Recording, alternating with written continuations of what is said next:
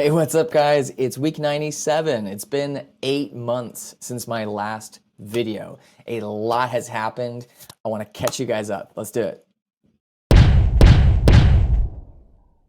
So a quick reminder about what this channel is about. In March 2022, I started this journey to publicly document building a startup that would reach $1 million in recurring annual revenue. I made videos for you guys every week for 62 weeks straight. I explored a lot of product ideas and ended up on an app called Dropboard, which when I left you guys had 1.5K in monthly recurring revenue. So first of all, I want to give you guys some personal updates on what's been going on. My son has made it to blue belt. This is a picture from green belt, but he's made it all the way to blue belt in karate, almost to purple belt. Really proud of him. My brother-in-law got his PhD and also got married to an absolutely wonderful lady who's I'm so happy to be part of this family. And the other big news is that my sister-in-law and brother-in-law had their first baby, Miles. So I am officially an uncle. So that's exciting.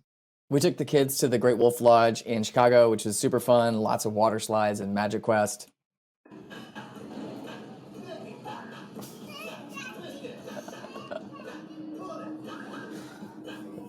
And my wife and I drove our oldest two up to New York from Indianapolis for an amazing trip. We saw the Back to the Future musical, took a donut tour, and in Jersey on the way back, we went to an incredible water park. And over the holiday break, we drove all the way from Indianapolis to Palm Beach to have a really nice beach vacation. My parents got to come too. And my wife's business, Cheeky Little Go, has done really, really well. She's been constantly expanding. Her products are in several shops around Indiana now, and she's just awash in positive feedback from customers. So great. So proud of her. And our 3-year-old is just chaos. Hilarious and adorable, but just straight chaos. When I last left you guys, I told you that a big opportunity had come to me that was just too good to pass up. Actually, it wasn't just that exactly. There were a lot of things happening that converged at the same time that caused me to take this detour. But the essential spark was that a group of people approached me about joining a startup. I can't really get into the details because it affects other people's privacy. But the important thing was they had a very clear path to revenue, which is what really caught my eye. Understanding where revenue is going to come from is an obvious yet really underrated facet of any successful startup. I feel like it's more often than not the case is that the startup has an idea that's ambitious and a hope towards reaching revenue. And the really good ones go a step further and have a sensible linear path to revenue, but it needs proving. But there are the rare ones that top them all. These are the ones that either already have customers waiting or they have a manual process that has yielded revenue. And that's where this one fell. So they wanted to bring me on at a $60K salary as CTO and founder until we reached revenue milestones. The big kicker was they said they had several $1 million of investment just waiting for proof of revenue. We need to pause here on the story so I can fill you in with some important context at this time. So I started this journey because I've been doing startups since 2006, and I've reached a place of proficiency where I know I can make any right-sized idea come to life. A right-sized idea is just like what our first grade teachers told our kids about choosing a just right book to read. Pick one at a reading level that you're comfortable with, but it's going to challenge you a little bit. A right-sized idea for me is a product that can earn revenue on limited functionality while we grow the product alongside the customer's needs. If it needs like 6 integrations out of the box or terabytes of data are going to be flowing through the app right away, that's just too much to bite off for me. It took me a long time to get here, by the way. In my first decade of startup work, we could have easily died from a bad product or not lining up with what customers wanted. That's definitely not to say that I won't have that problem again, but I'm just a lot better now at knowing what needs to be built, how to build it, and how to validate it along the way. The biggest proof I had that I could build a startup in real time with you guys is when I built an app called Mailshake from the ground up. But with Mailshake, I had a marketing co-founder, and this time I was solo. Marketing and sales is a sizable gap in my skill set, but Mailshake's growth was highly product-centric. Most of what propelled that company forward came from word of mouth from customers who loved the product. So I knew when I started this project, I needed to either be patient or get lucky in finding that first spark of attention and it would be a lot easier after that point. I spent most of my early weeks with you guys trying to find customers and products that had revenue behind them. Eventually, I landed on building an app called Dropboard, which is basically just a really simple way to accept job applications on your website. And through a website builder platform called Wix, I finally started seeing revenue coming in and growing consistently. But the spark hadn't really hit yet.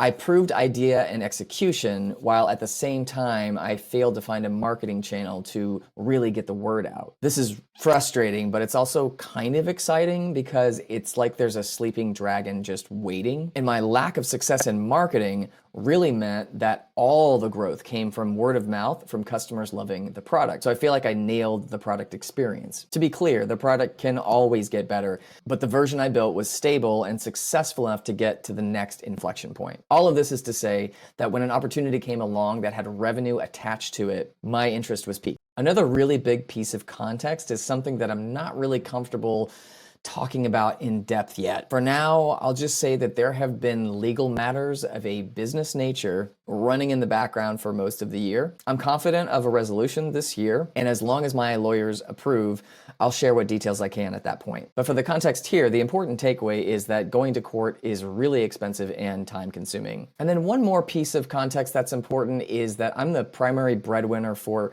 a family with 3 kids. When I started this project in March of 2022, I started parachuting financially from the earnings I've had from previous startups. And that was a really safe bet before I knew about the legal matter that I just mentioned before. And by June of 2023, which is right around when the 62-week mark decision point came, I was starting to pay myself with Dropboard earnings. But a 3-kid household in the United States turns out to be quite expensive. We're a frugal family, but when you do the math on it, we work out to about $9,000 a month of living expenses. And I figure I need about $15,000 in recurring monthly revenue to make that payment after taxes and expenses. And at this point, Dropboard was at $1.5 thousand in monthly revenue. Okay, so let's get back to the original part of the story, which is the decision that I had to make at the 62-week point of this startup journey. So financially, this opportunity made sense. A $60K salary wasn't much, but it would greatly slow down my burn. And by all of their accounts, we'd be hitting pretty strong revenue in 3 to 4 months, and then that salary would start to grow pretty rapidly. They even had an office budget, a startup budget of $2,000 to set up your office, and then $150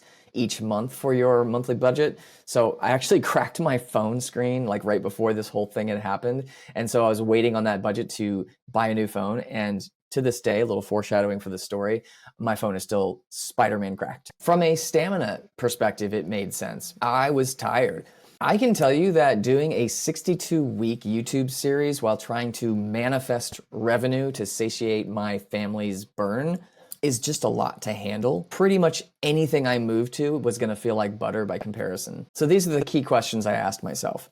Number 1, can I do it? Everything that this startup wanted to do was in my wheelhouse. There were things down the road that were a little bit fuzzy, but the immediate technology and product needed to get to those milestones was very easily within my capabilities. Number 2, do I want it? Is the work gonna be exciting and something I'm either passionate about or in the very least neutral about? I just won't work on ideas that I think are gonna negatively affect community or culture, and I won't work with people who aren't positive-minded. So the answer on this one was a big yes and a yes. I loved the idea and the space, and all of the other founders were really lovely people. Third question was, is this a bankable opportunity? You can never really answer this question because the whole nature of startups is that you don't know what's gonna happen. But are the assumptions that are being made grounded in reality? Is there truth and logic in what you're being told? And to be honest with you, I did limited diligence on this one. I was feeling slightly desperate for that income, and I knew if they were full of shit, then it would start to show in 3 to 4 months. And throughout that period of time, I would have at least given myself a financial break. And then lastly, how would I feel if I didn't take this opportunity? This is a big question.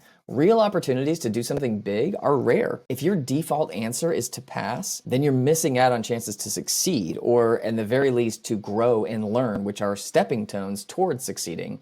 And they have great intrinsic value on their own. At the same time, seeing every opportunity through rose-colored glasses is also dangerous. It's a great way to waste your time. With rare exception, every startup that you take is going to eat up at least 3 to 6 months of your life. So you need to place bets to win, but you should be strategic about about where you place those bets. In this case, the path to revenue was clearer than anything I'd done in the past. So from that perspective, I just couldn't pass it up. And I would feel really bad if I did pass this up and saw them succeed. So with the startup journey dragging, financial pressures mounting, and an exciting opportunity waiting for an answer, I decided to go for it. The startup was made from all first-time founders, and I saw this as the real risk I was walking into. There was a lot of bluster about how big this startup could get, but that's super common with founders who haven't gone through the ringer yet. The reality I knew would be much less than they expected, but that's okay. Excitement is good. And ultimately, it all hinged on this promise of revenue. If revenue was coming in even at a fraction of their expectations, we'd be in amazing shape. And with so much investment just waiting in the wings, there would be lots of options for this business as things unfolded. Plus, I was going to get paid for the first time in over a year.